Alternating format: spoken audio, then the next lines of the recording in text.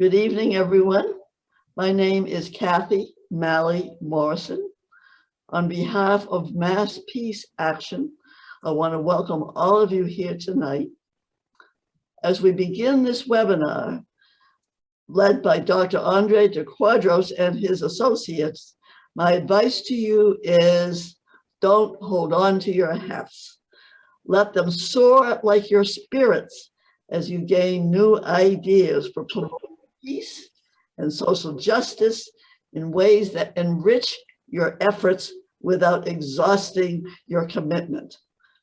All of you have talents you can use in novel and engaging ways to promote peace and help save life on Earth. Tonight, Andre will encourage you to trust in and use those talents.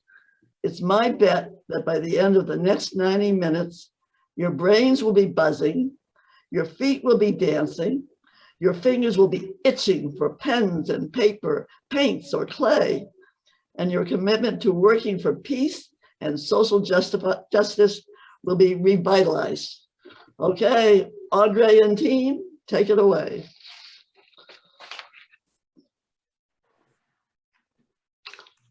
This land is your land.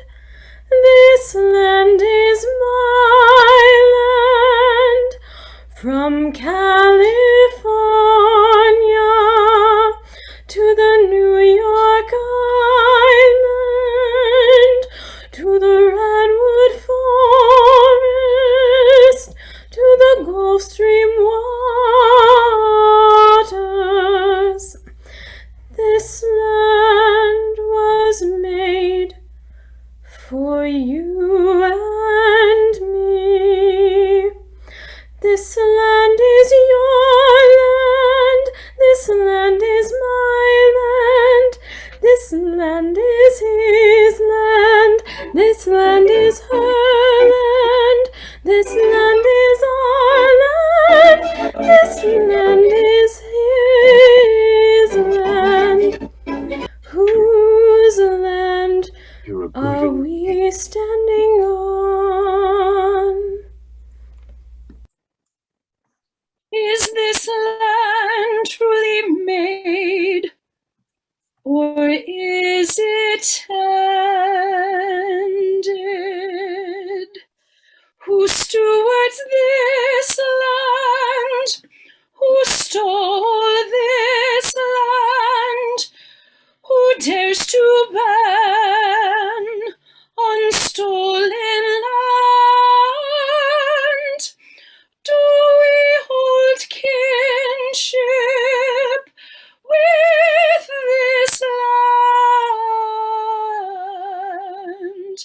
What is our responsibility?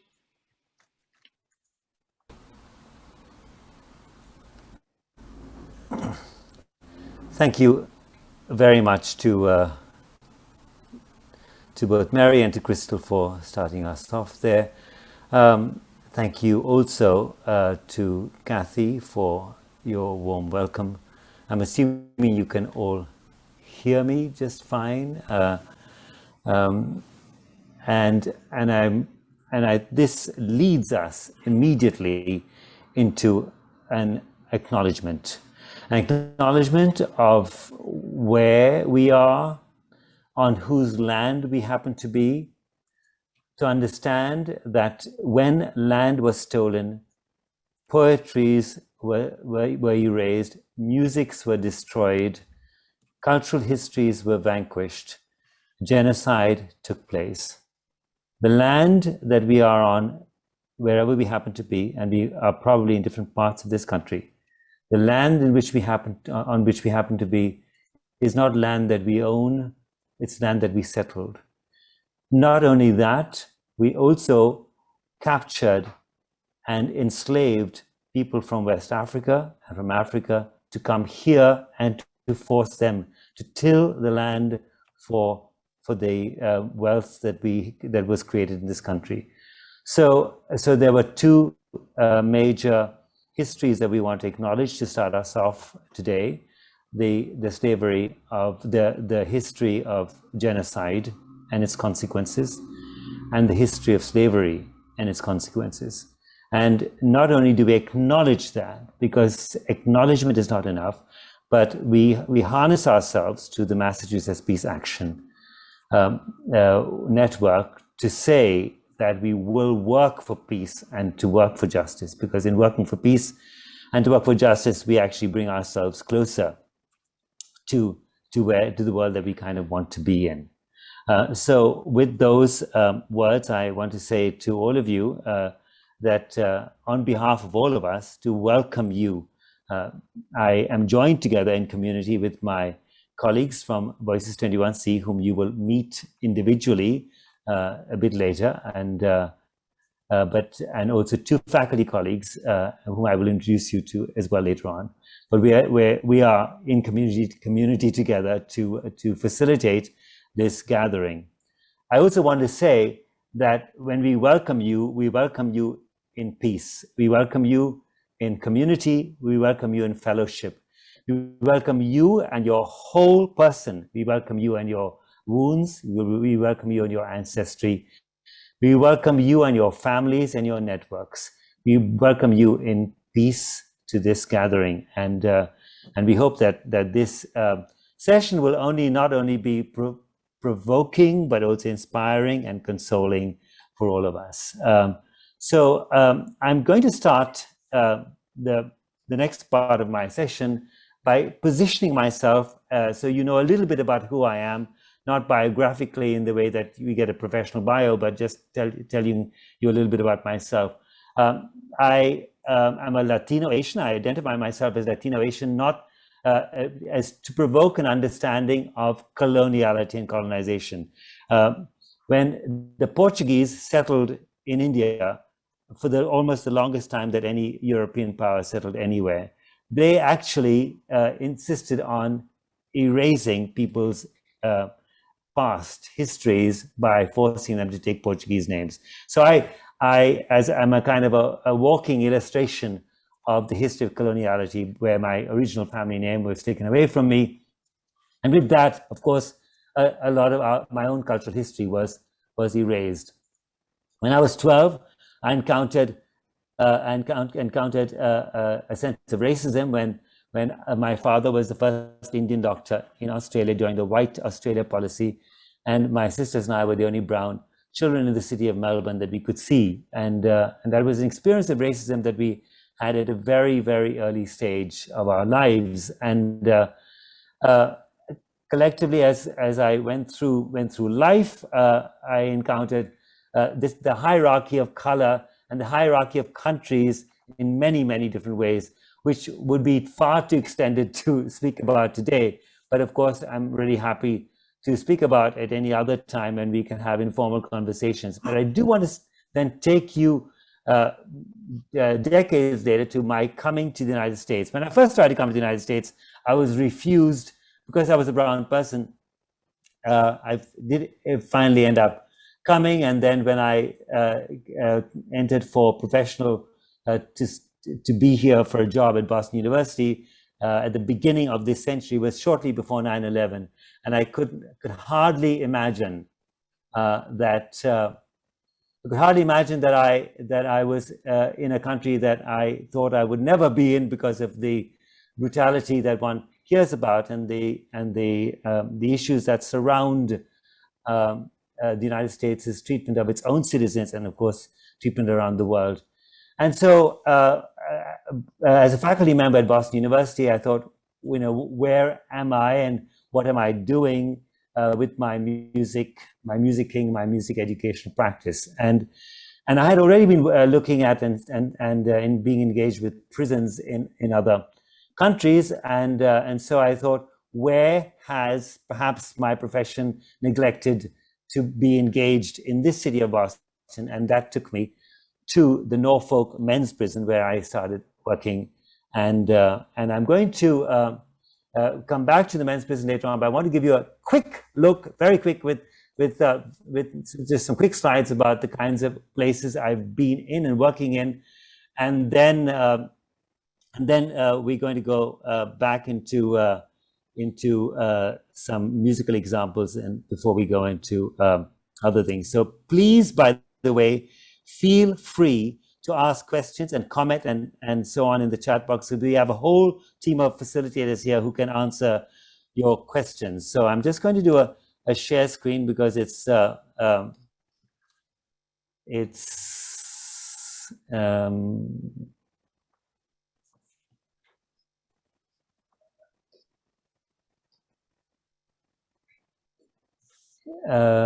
just wanted, we're going to, we started a little bit late, so we're kind of a little bit behind. I just want to make sure so this is we'll talk about this photo a bit later on, but I'm going to, this is a photo of Voices 21C.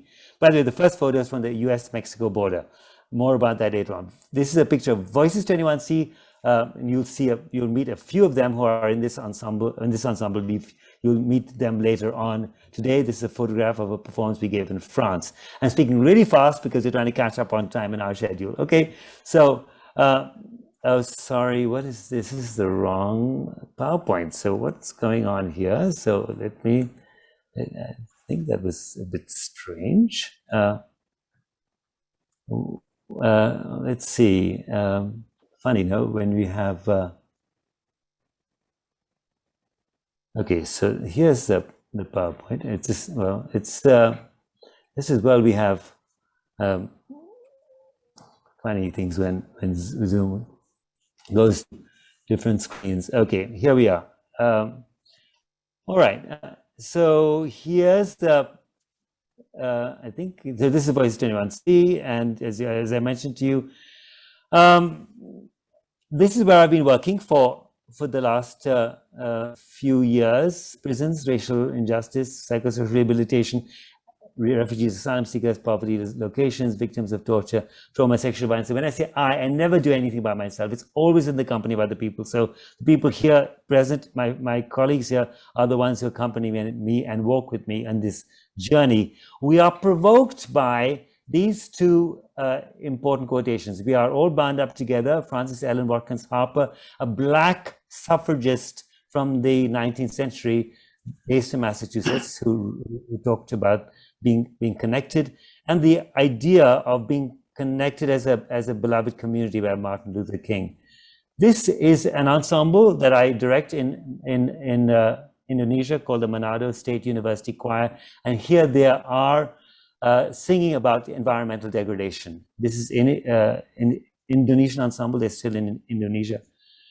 This is a ensemble I work with, 9 of which are Muslim countries, including, as you might see in the front, you will see some people from Afghanistan, and they're still, the ones I'm talking about here in the front are still in Kabul, and I'm still working with them to see how we can find them safe passage out of the country.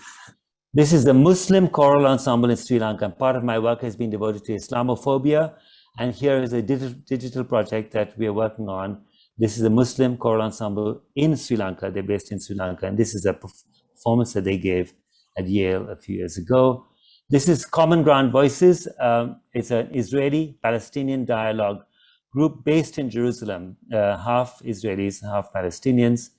This is a project I led a few years ago with my colleague from Jordan. It was in the middle of the Iraq War. We brought communities together from Iraq, Syria, Jordan, Palestine, and Lebanon.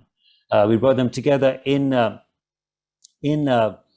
Jordan, and it was really terrifying to bring people in and out of Baghdad during the time of the Iraq War. This is some of my a workshop that we were doing in the West Bank with kids who were connecting their own life stories to the issues of slavery. And then here is the Norfolk Men's Prison, which is the birthplace of my prison work in Boston. And I'll talk a little bit about this piece of artwork later on. And this is the work that my colleague Emily Amrine and I have been doing at the US-Mexico border, the Common Ground Voices La Frontera. And this is Emily and me with the ensemble, half Mexican, half American, at the US-Mexico border. So I'm going to finish that with, now we're going to go to a musical example as an illustration of activism, and I'm going to, this is a national anthem, which we performed last year, just before the pandemic, on stage with Halim Flowers, who was incarcerated for more than 2 decades and wrongfully convicted, and released just before we started working with him. This is the national anthem.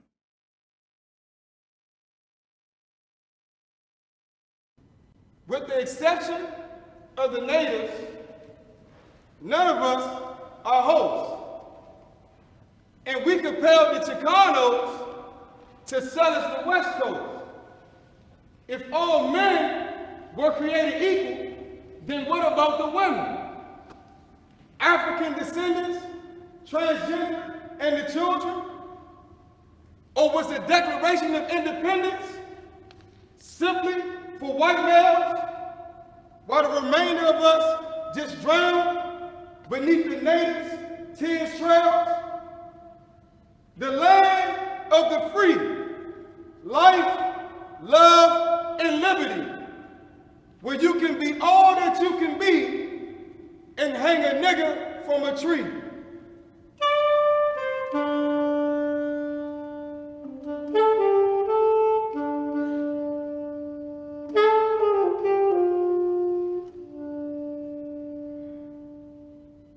The home of the brave, chattel property slaves, where even the underage get sentenced to life in a cage.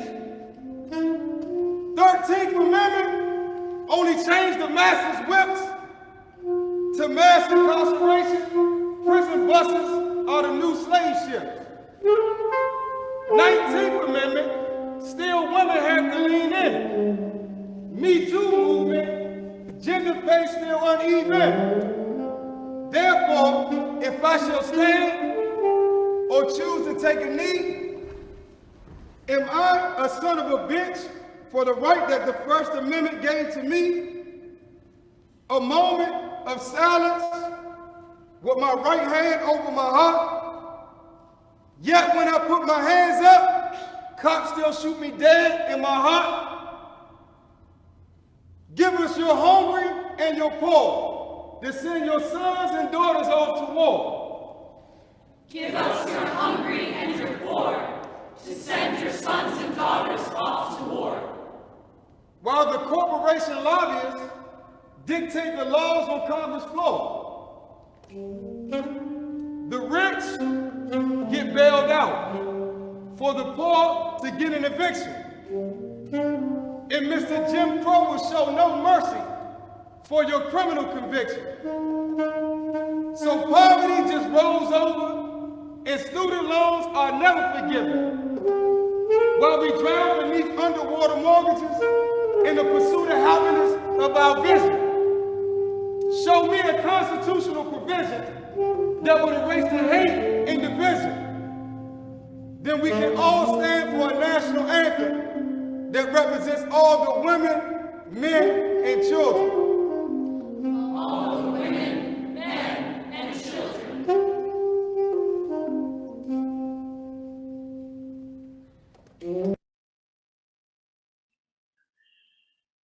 Thank you very much, Michael. That was an example of Voices 21C performing a commissioned piece, the national anthem. Halim Flowers wrote that text, and we performed that at the American Choral Directors Association Regional Convention in Rochester, just before the pandemic closed all in-person work down.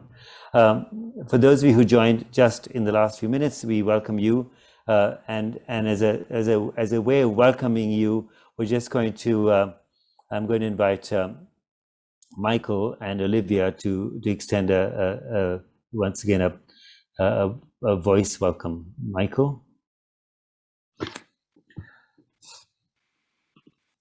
Allahumma salli ala Muhammadin wa ali Muhammad. Allahumma Sali Allah Muhammadin wa ali Muhammad.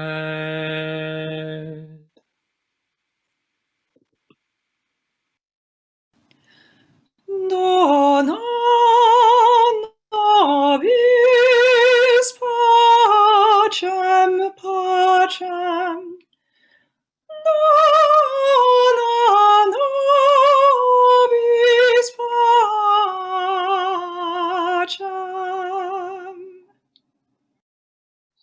Thank you very much to Michael and Olivia. Michael sang the first bit in Arabic, which is an Arabic prayer to say blessings on the descendants, a welcome peace, blessings on the descendants of the Prophet Muhammad. And that is, it's an extended kind of welcome to say to everybody. And in the face of Islamophobia, in the face of hate, we say welcome. And of course, the counterposition, we normally sing these two together as an overlay, but because of Zoom, we couldn't do that. But Olivia sang Dona Nobis Pacem, which in Latin means give us peace. Voices 21C has, for the last few years, except for last year because of the pandemic, we have sung an entirely Muslim program in Boston's Center for Jewish Culture, the Vilna Shul. We have sung traditional Islamic music.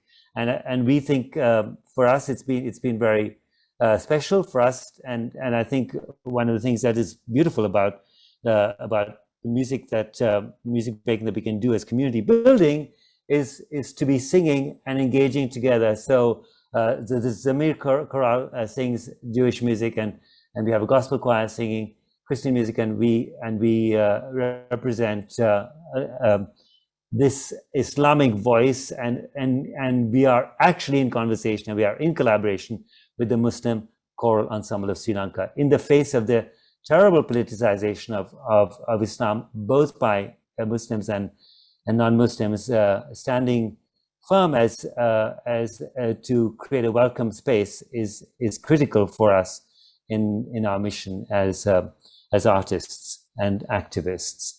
So I'm going to go back to this general question that we have here in front of us.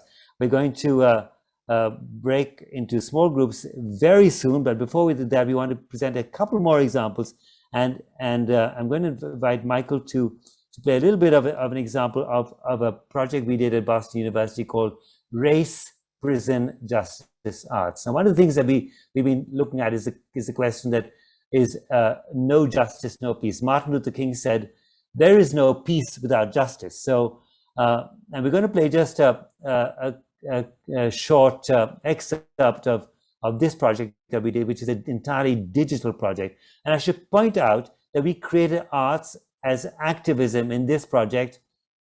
The co-leaders of this project who are here today, Crystal Moran, you heard already, my faculty colleague Judy Braha, and myself, who worked together on this to lead this project.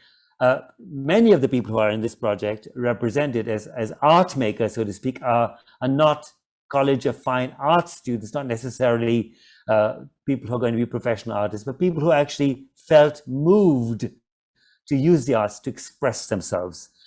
So here's just the first couple of minutes of this piece.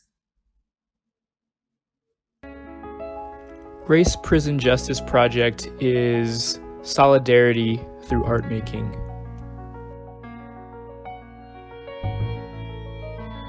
Race Prison Justice Project is love. It is empathy, and it is empathy through art, a key ingredient to humanize us all.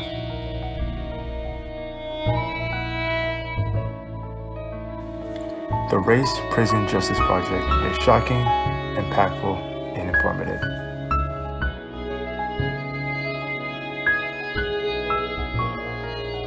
Race, prison, justice, arts is democracy, endurance, love.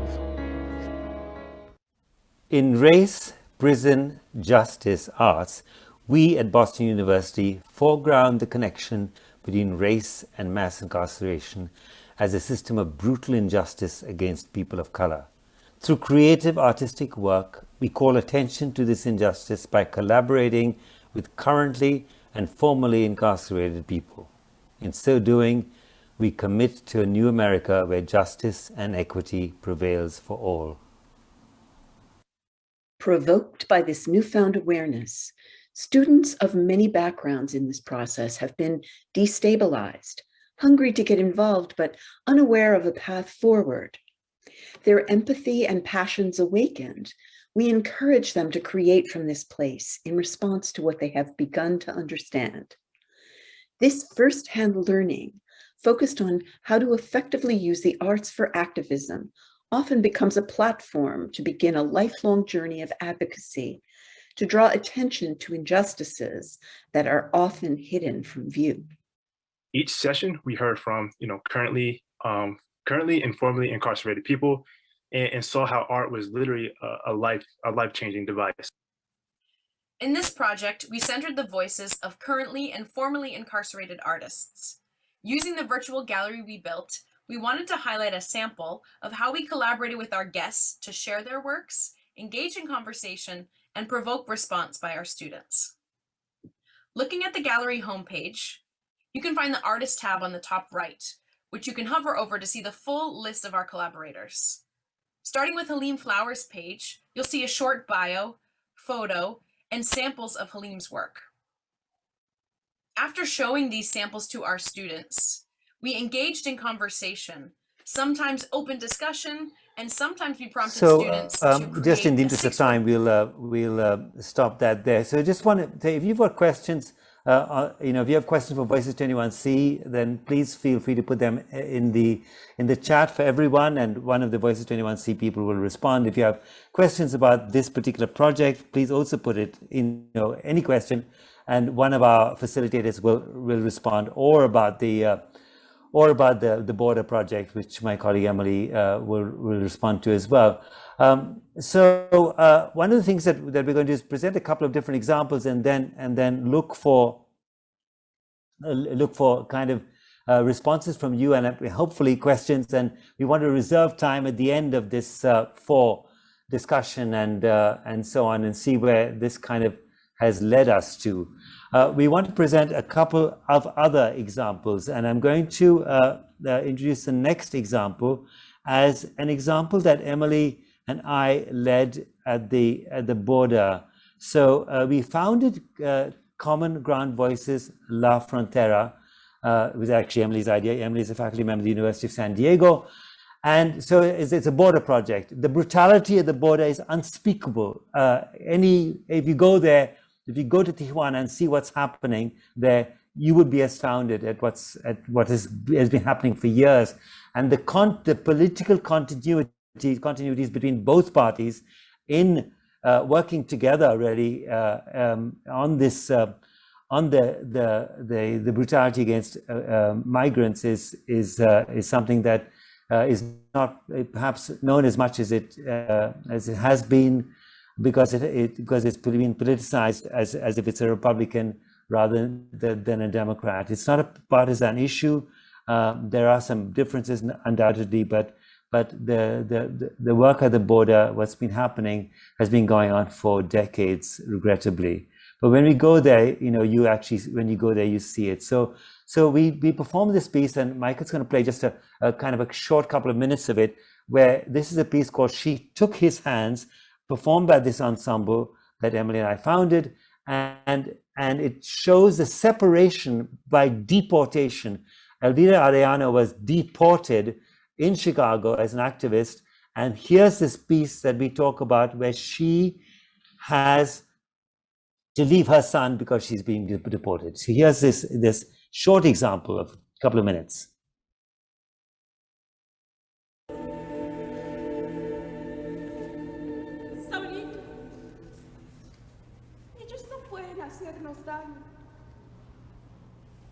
Dios nos protege.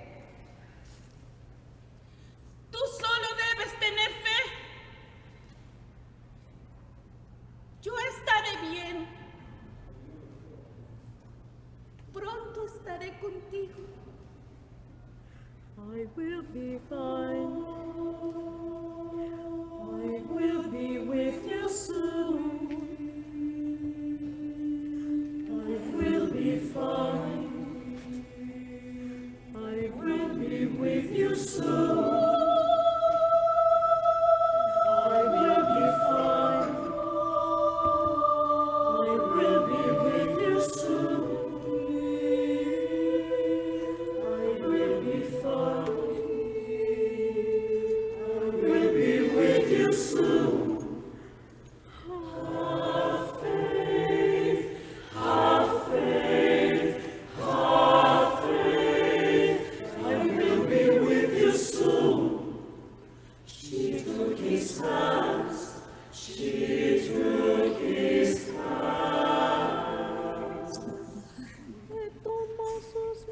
She took his hands, and they get separated, and they get moved away from each other.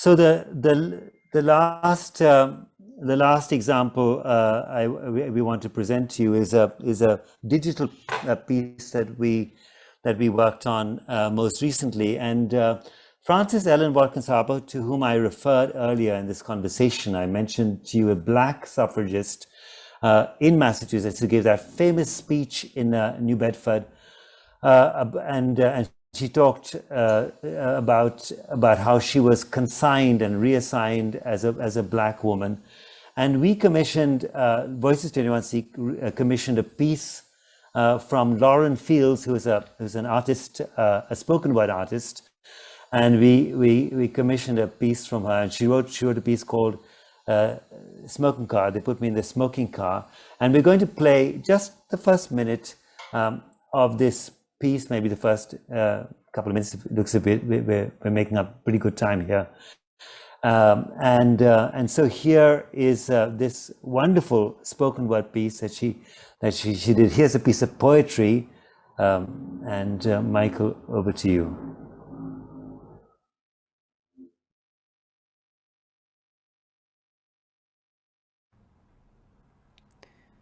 Smoking Car, after Frances Ellen Watkins Harper.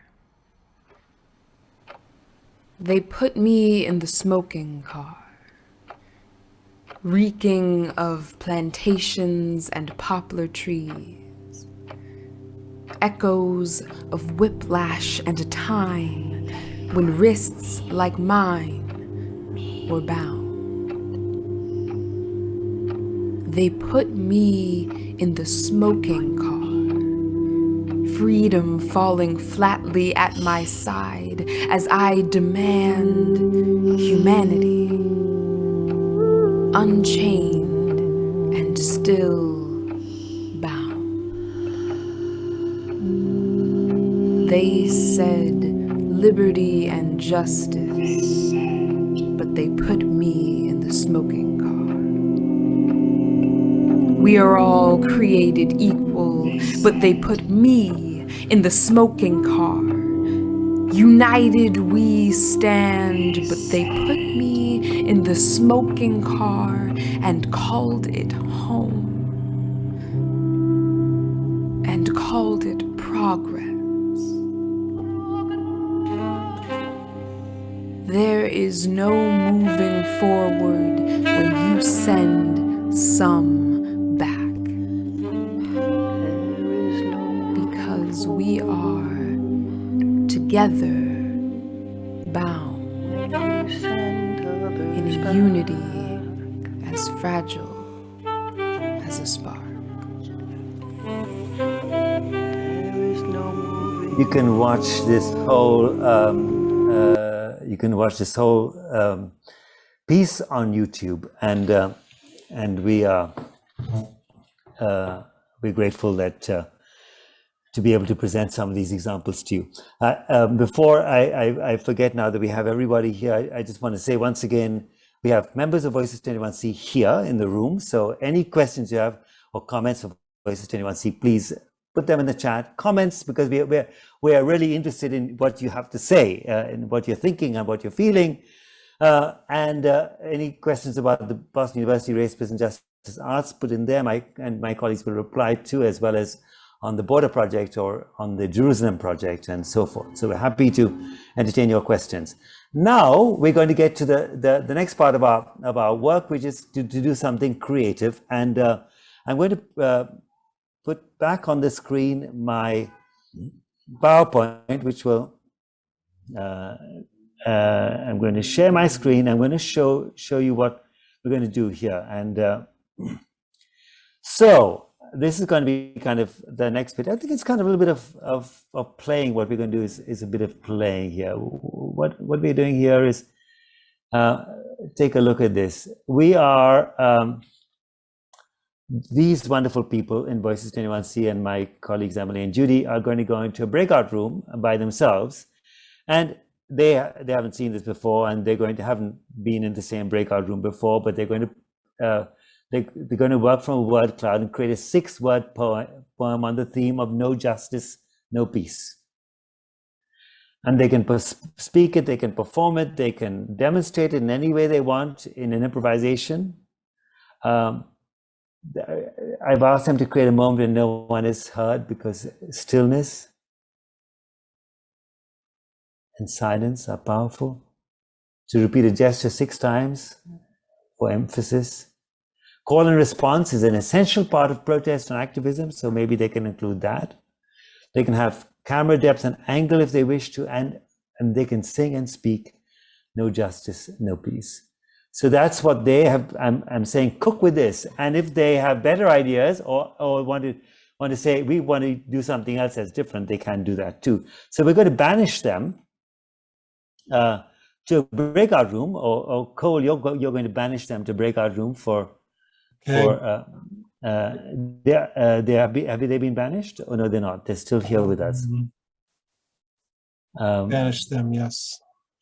So they're banished, and while they're banished, I'll speak a little bit, but then they're going to come back, and then they're going to perform what Josephat should go with them too.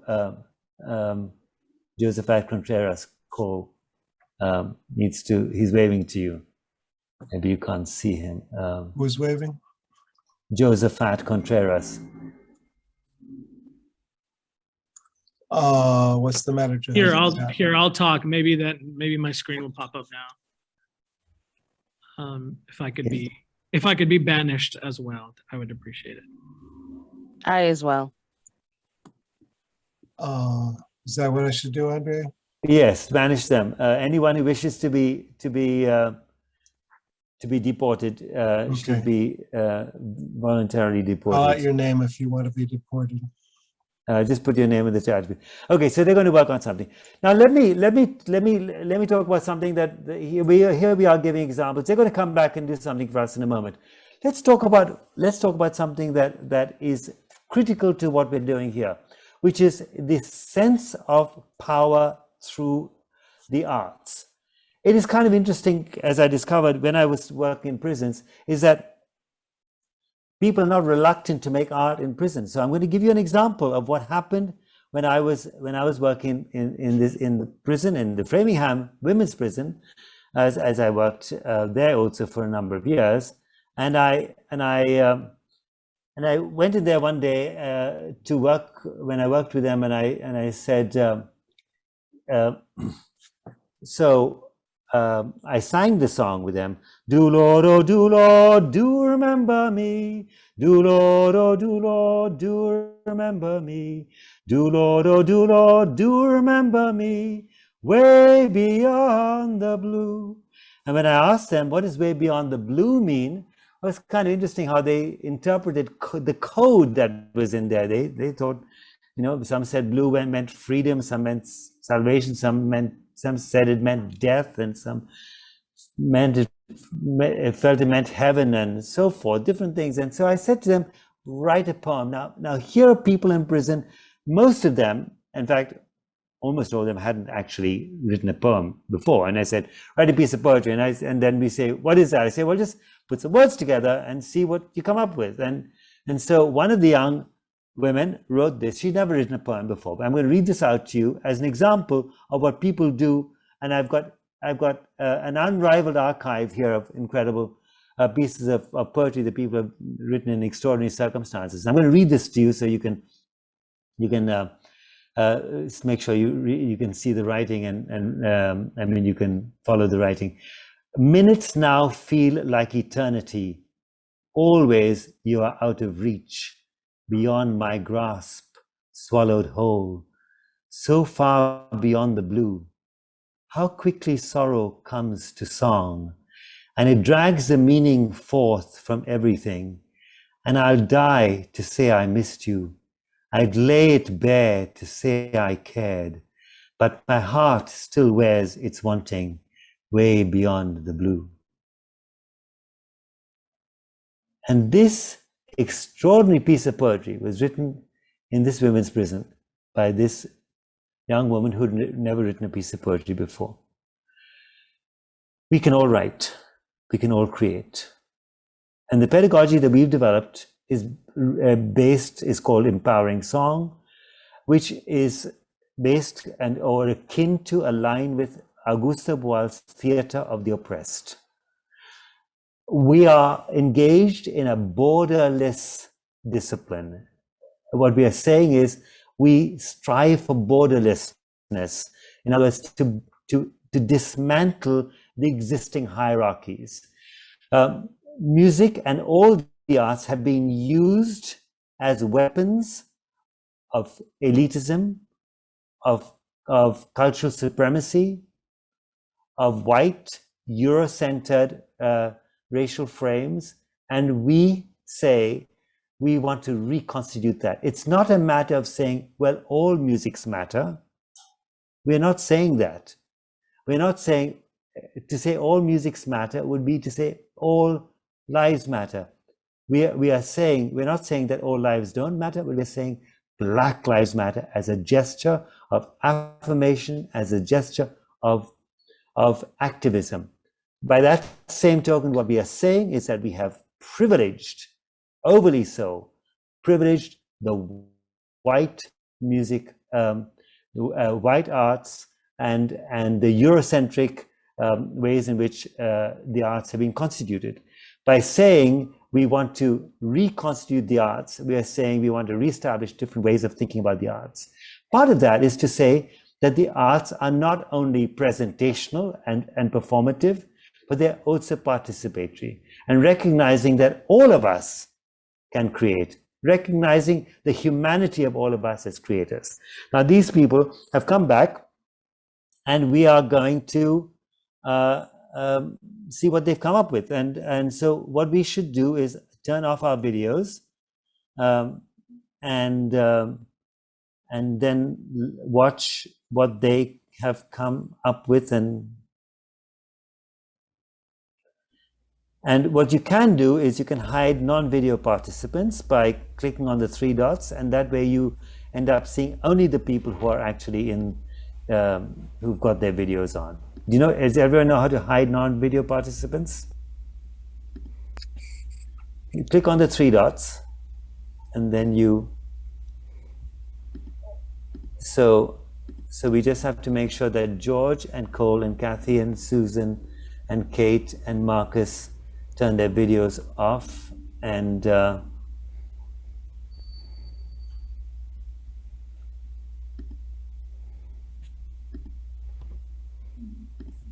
this Kate and Marcus, we need you to turn your videos off. Just want you to.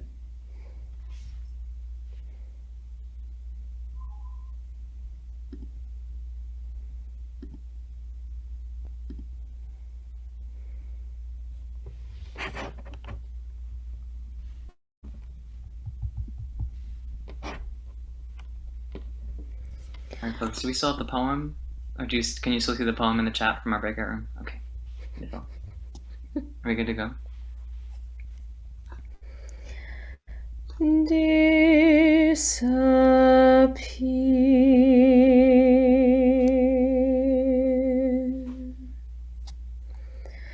Disappear history.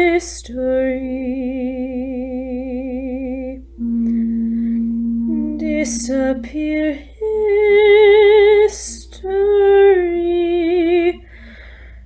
Disappear.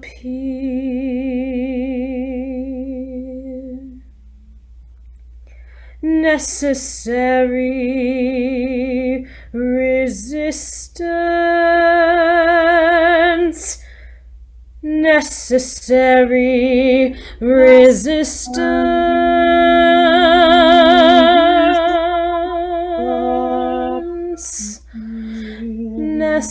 Necessary resistance. Necessary resistance. Disappear. Radical support. Radical support. Radical support. Support. Support. Support. Radical. Radical support.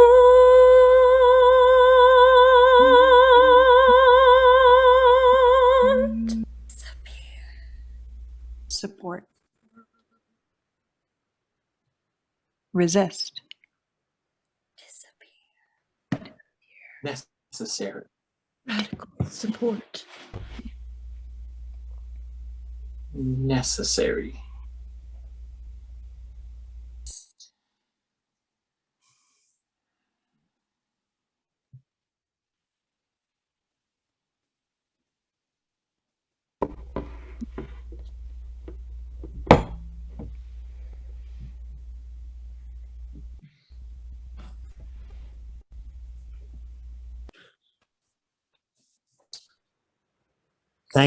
We thank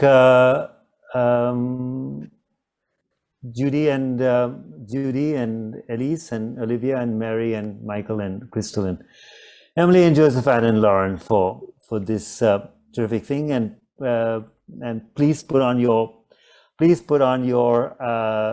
now, everybody. You're most welcome to do that now so you can put on your. That's fantastic. So now what we're going to do, folks, is we're going to go into breakout rooms, and each one of these wonderful people is going to lead a breakout room. So we have 60 people here, which is probably 50, which means that 5 people in each breakout room it's really wonderful. It's a really lovely group of people for us. And the most important thing is of course, we're activists here, but we're letting ourselves go. One of the things that we say in this kind of work is you're trained to be a critical thinker. You're trained to be evaluative and to be thoughtful and to look before you leap. But we're saying leap before you look, and just let yourself go and have a bit of fun here. And Andre, what's your last name, Andre? Said he came here to sing. So if he came here to sing, well, he's going to sing, right? And we have a lot of folks here. I recognize them, and of course Susan and Kathy, my co-conspirators here. It was their idea. I should also be grateful to them immensely grateful to Susan and Kathy for suggesting this workshop aspect of our thing. So of this session. So 15 minutes now. We're going to be in breakout groups, and Cole is engineering that, and we'll see everybody. Well, not 50 minutes, maybe probably in 10 minutes or so, and then we come back, and then we're going to have some questions and answers and discussion and so forth. And any questions you might have, please. It's just easier if we just go straight to the breakout room, and my co-facilitator colleagues will work on the question. Everyone else turn their videos off, and all right. So yeah, we'll do our breakout room whenever we see everyone's video is off. Awesome.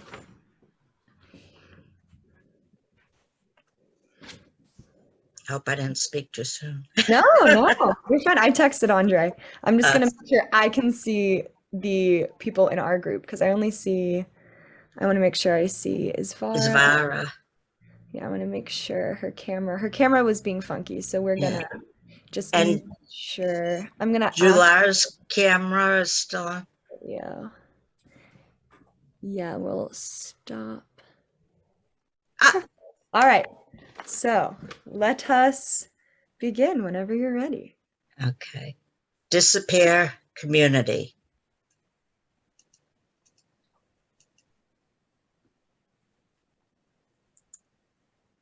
Faces change.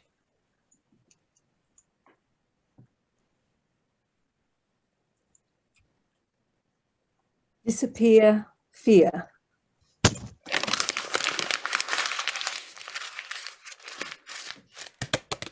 Alternative community.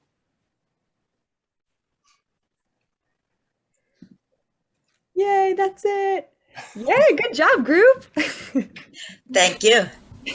Thank you very, very much. So, Crystal, your group is going to share? Yeah, Dawn and Mary Ellen. Excuse me, I said the wrong names, I think. It's okay, Gwen. Gwen and Mary Ellen. Okay.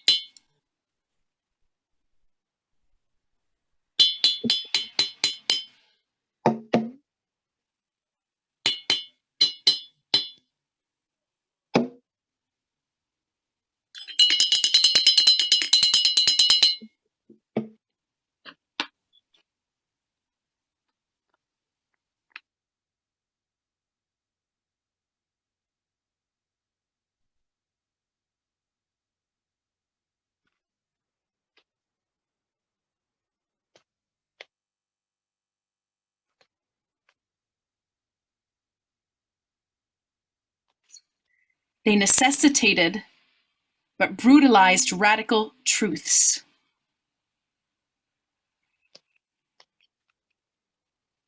No justice, no peace.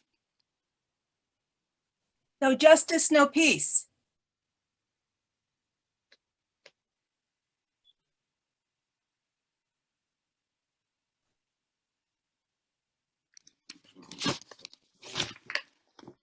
That was it. That was it. Okay, everyone, come back. Lovely to see you. So now we have a group that's volunteered to go next, which is group 7, Lauren's group. Hi. All right, we're in my group 7 pals. Let's see.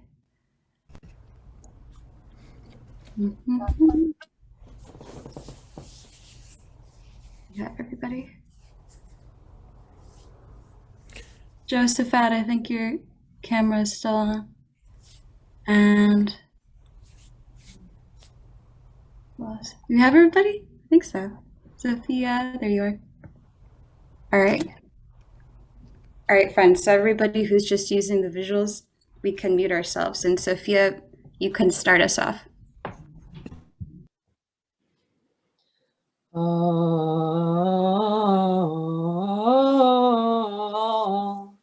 Alternative perspective.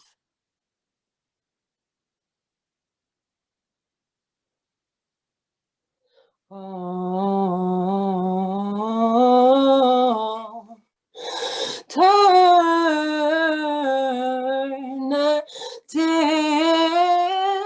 perspective.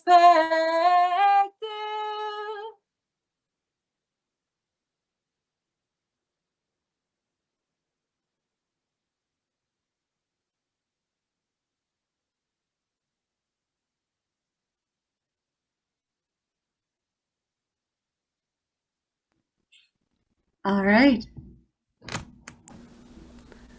Thank you very, very much to that wonderful group. We see everything that people do as a great gift. Everything that we get given is a gift. Is there anybody else? Does any other group want to present us with gifts?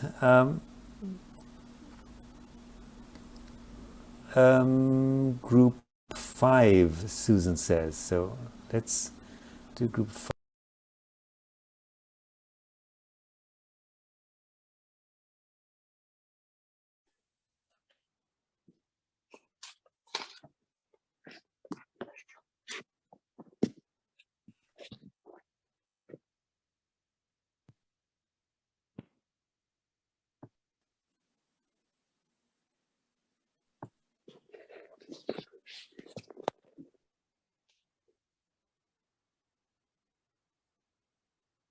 Community.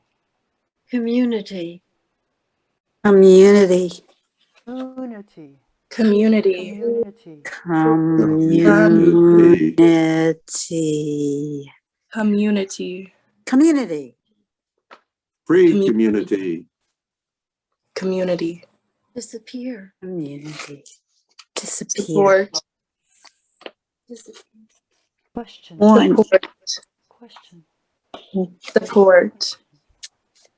When. Question. Community. Understand community.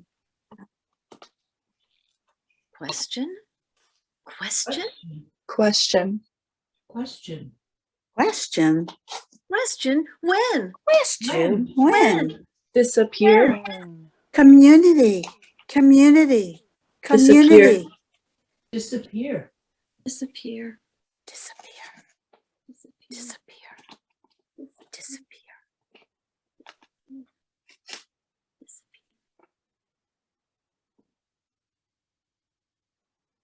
Disappear.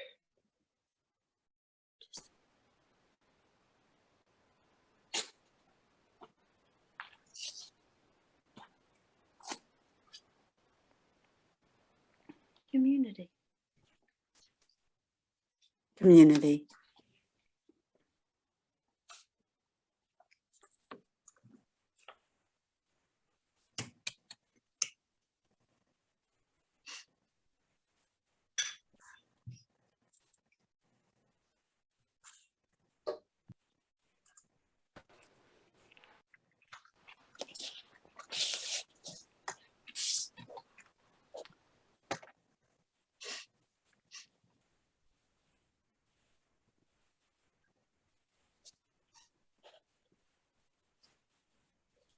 Wonderful, wonderful, wonderful. Thank you so much. Is there, do we have any more? We don't want to, we also want to be mindful of leaving time for questions and answers and conversation and discussion. So I think there are no more volunteers. So we have 13 minutes and we're grateful to everything that's been contributed so far. And let's take this opportunity, please, for questions. And I've asked my colleague Emily Amrine to moderate the conversation and to collapse and condense any questions and comments that she sees in the chat. So you can please feel free to post comments in the chat Thanks, Andre. I think that it would be really wonderful to hear about people's experience with this while we're kind of generating some ideas of questions, to hear about what people's experience was with this process. Do you have some reflections on what it felt like? We started talking, I think, in group 3 about that before we got pulled back into the main room. What did it feel like? Jackie.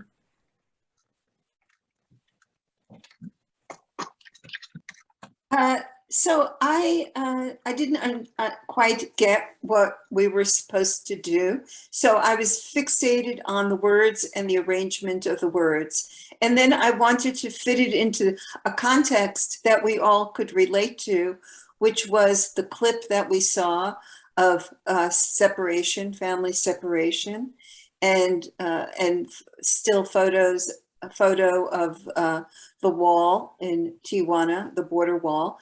So I just wanted to create a scene, interlacing the words, a possible scene from the border wall of some oppressive, using the words of oppression and collective agency, and but we didn't get that far, as you know. Group 9 didn't, but the process was so dynamic of trying to get a hold of drawing on different mediums, my own resources, to try to come up with something in such a short amount of time, with the clock ticking and not exactly knowing what to do. It was dynamic nevertheless, and I thought it was a really I love that. Really drew on my creative juices. I love that. One of the things that I think is so powerful about the empowering song approach is how it reveals the collective knowledge of a community. And for those of us who have kind of like a creative spirit to begin with, like what is so powerful to me is like creating space for other people to like lead when I have ideas too, creative ideas, you know what I mean? Like the spaciousness of it. It was so wonderful. Let's take two quick more comments about the experience, then we'll go to the questions that are in the chat. So Diane. No, I just want to say it was really amazing. I like doing poetry, and that's up with being given, like I felt like Lise gave us the words, and really quickly this group of non-artists became artists, and we figured things out fast, and it just felt like a wonderful process. I was like, I want a whole week of this. Yeah. Thank you. The power of this process and art making to build relationships and create connections. So cool. George. Oh, but you're muted. I thought it had a lot of potential, and we had a board with all of these different words that we could select. I guess that's the same for every group, right? And I guess wish we had more time. And if we had a little bit more grounding in what we were doing and why we were doing it, and what it has to do with art and activism, and any great question. Any of the. I mean, we saw these examples of wonderful projects in the prison systems and at the border, and if we had some way to connect, yeah, that's all. It's I understand what you're saying in terms of understanding the seed and the relationship to the flower, but that this kind of space for creation in small groups, relying on kind of the collective wisdom of the community and using the space to access an imagination of another possible world. I think that this is the reason that this process is so powerful. Let me go to the questions that are in the chat. Thank you so much. I'm keeping an eye on the time. So Leanne asks, and I'm going to direct this question to Andre, how does prison arts activism depart from the other types of activism that you have engaged and collaborated with folks from the inside? I mean, I think everything is about context. Everything is about context. So I think that one of the difficulties about activism related to prisons is that what we are doing is creating a climate in which people who are in prison and people who've been formerly incarcerated can can have a collaboration with us, in other words, to have their stories, their circumstances amplified. So one of the projects that we did recently was something called a Children of War, and one of the men who was in prison, while he was in prison, he sent a poem to me called Children of War, about children who are left behind when their parents are incarcerated. And so this Children of War piece became a kind of project piece for all of us. When he came out of prison, we worked together, all of us in community, to work together to amplify his poem. So in a sense, we're working hand in hand with people who are incarcerated. We don't tell their stories for them. We create a space in which we are joining hands with them and letting them take the leadership. So we're connected with them. So it's quite different to if you're an activist for prisons, for the abolition of prisons, and you have no connection with people in prison. So when you're connected with people in prison, you actually also have to work together with them as partners, which is quite different. So it's quite different, I suppose, to work in different kinds of contexts. You know, when I work with people who have been mentally ill, it's different because the responsibilities are different, the situations are different. So everything is about context, and everything is different depending on what the needs and realities and relationships and infrastructure might be. Maybe you can extend that, and we will invite Michael and Crystal and Judy to respond to this next question, which is about the technique and the application of the approach during COVID and the use of technology. So the Children of War project might be a good example of how COVID impacted the implementation of these programs. I can say a little something about that. The Children of War project was actually really a revelation. We thought that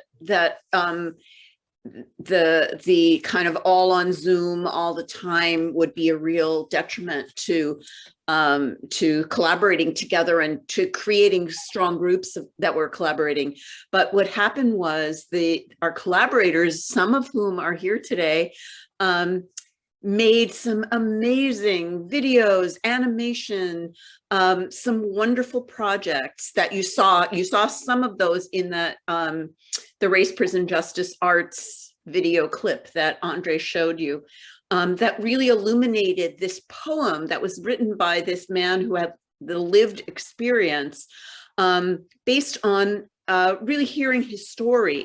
And we thought that it wouldn't translate online, but it was just like right now, I feel very connected to all of you as you're listening to me. That became the reality for these kind of creative endeavors. Everybody was very, very connected in this kind of strange Zoom world, and a lot of real creativity came out of that. I think that the space of Zoom has been surprisingly democratizing in terms of the artistic process and the ability for stories to be shared in this kind of intimacy. I think it's been kind of a surprise. I'd like to take two last questions, if that's okay. We might go over a few minutes. I'm wondering, is that okay? Yeah, sure. Great. So I think that Marilyn Frankenstein's question about the impact of these programs, both in terms of the short and the long term, would be a good thing to address in closing. And then I think Leanne has a question with her hand raised at the moment. I know that there's some practical questions, for example, Mary Ellen's question about how to respond to the specifics of this, but I think that maybe that's something specific to the community that it would be good for a conversation after this session. So perhaps, Andre, you want to start about talking about the impacts, both the far reaches of that impact and potentially limits of that impact. It's very hard to talk about impacts because sometimes you don't even know what's happening when you're actually doing it. And I'll give you one example, one story. We were working and all of us here in the room, the facilitators, have worked with a former prisoner who's called Q. We didn't realize the profound impact that this had on him when he was in prison. What we discovered is that when he came into the session to work with us, and we asked him to hold hands in the room, we asked him to close his eyes, we didn't realize that he was in the same room as a mortal enemy from another gang. We didn't realize that. In the process of creating community, we hadn't realized that we actually brought these two men together, and we didn't know the story at the time. And you can read you can listen to the whole story that he recounts in the Brookline Parish when he spoke about this. And this is what happens, is that sometimes we don't fully understand the impact of what is happening while it's happening, and because we sow seeds or we plant something that grows over a period of time. In the same way, honestly, that we don't know the harm that we do. We don't fully understand the harm that we do. Many people have experienced humiliation in musical environments and humiliation in artistic environments. So there's potential for both harm and also for good. And so understanding the impact is a very, very big and problematic question. But so we don't have necessarily hard and fast data, but we do have a lot of anecdotal accounts that we can certainly go have recourse to. I think that this question of impact is one that is very pervasive in kind of change-making spaces and peace-building spaces. The idea of being able to measure impact and theorize change using this projection of impact. I think that we have this conversation that's happening in these communities, and sometimes there's a lot of mythology about the positive impacts of art making, and not a lot of acknowledgement of the possible harms. And there is no acknowledgement of that deep the interiority of like what's transforming inside an individual's heart and soul and mind. So Leanne, you have your hand raised. Well, both of you kind of addressed what I was going to ask. But I worked in a women's prison in Hawaii for about 5 years and a creative writing project and also a performance project. So I was going to ask a little bit about the ethics of representation, which both of you have kind of addressed. But I think you're right. Like, even if we work in concert with folks from the inside, the idea that this is sort of a utopic or real partnership, I think, is something that's very complicated. And like right now, I'm teaching in a peace and justice studies program with students that really think of themselves as abolitionists, right? And refuse to work with any institution because they're pure ideologues who have never been in institutions.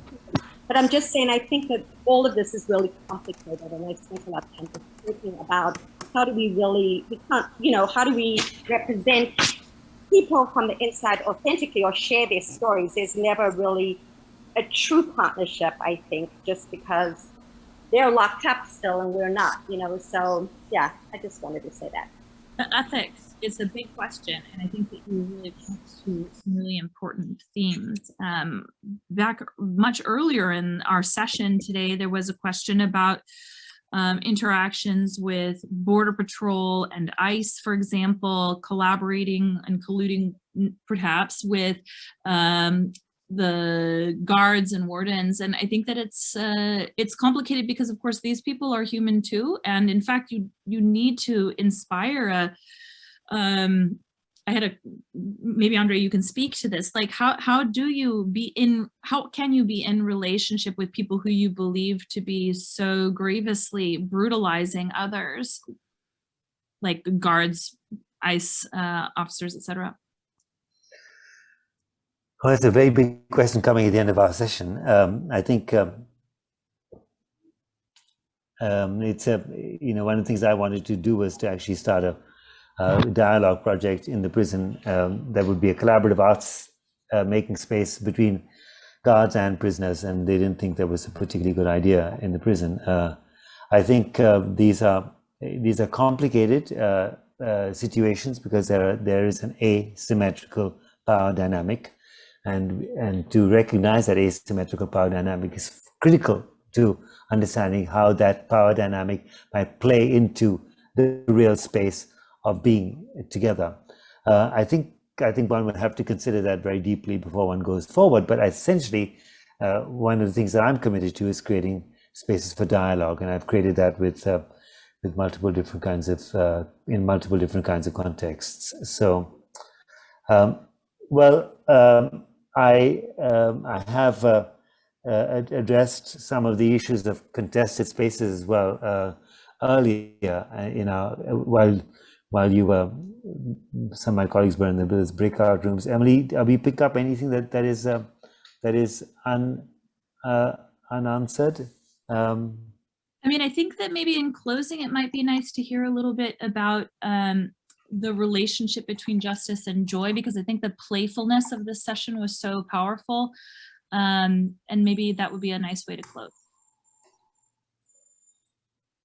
Between what and joy, did you say? Justice and joy. Well, I mean, I think the idea of joy, I think joy comes from essentially a pedagogy of hope and a pedagogy of love. I think, when Martin Luther King talks about this idea of the beloved community, I think creating the beloved community comes from essentially hope. And how does one create hope in the darkest of circumstances? And I think we are all here today. We are all here because we have hope. And it doesn't mean that we're optimists necessarily, but we have hope because we know that hope is not simply a passive aspect, a passive posture, but hope is an energizing principle for activism. And hope is connected to activism, and we engage joyfully in the creation of a better world. We create lovingly move forward. So this idea of a utopia, the wonderful thing about imagination is we can imagine anything. Phyllis Wheatley, the first African-American published poet who actually was a bought slave in Boston, she wrote this fantastic piece of poetry on imagination. And if you go to Phyllis Wheatley's poem, you understand how free we can be, how we can actually engage lovingly with the world, imagine powerfully, engage joyfully, and be focused on justice and peace.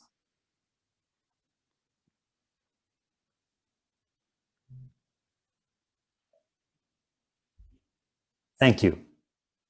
And thank you to all of you for being here and listening and being here. Your presence is a gift to all of us. And thank you to all my colleagues here, Emily and Judy and Crystal and Olivia who left, and Michael who engineered much of the work in the session, and Josephat and Lauren and who am I leaving out? Mary and I don't know, Elise and a few other people. Anyway, and thank you most particularly to Cole and to Susan and to Kathy, without whom this would not have been possible. We hope that Voices 21C can build an ongoing relationship with MAPA. It's our intention to see what we can do to make that possible. Susan had a question, Andre. Do you have time to take Susan's question, or is it too late? No, I can take any questions. What was Susan's question? I noted that when we were in our breakout rooms, we were not artists. We just came together and we created something. We created a statement, a strong collective statement, and that this is the kind of thing that we were talking about initially, of people who see ourselves as non-professional artists, but that we are able to express ourselves, and then how we use this going forward in our work with whatever we do. If it is going before or presenting something to our congressperson or our local community group, that we can really use something that we put together, just as we did in our breakout session. Perfect. To be able to use politically for our work in terms of messaging, that it's not all the spoken word or the written word, but to use what we've done here in our work. Very, very well said, Susan. And there's, you know, we do this kind of work as training, and we did things in 5 or 6 or 7 minutes, right, or 8 minutes. We can do these in workshops, and we can build skills, and we can work on that, Susan. That's very, very well said. Thank you.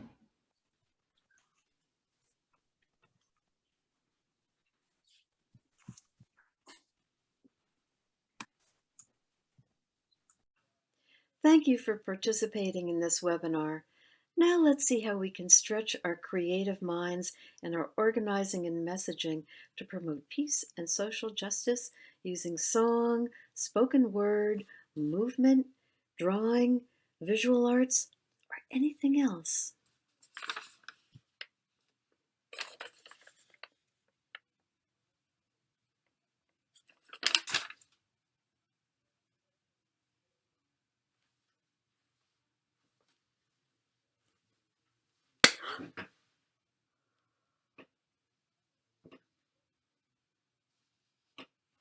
Or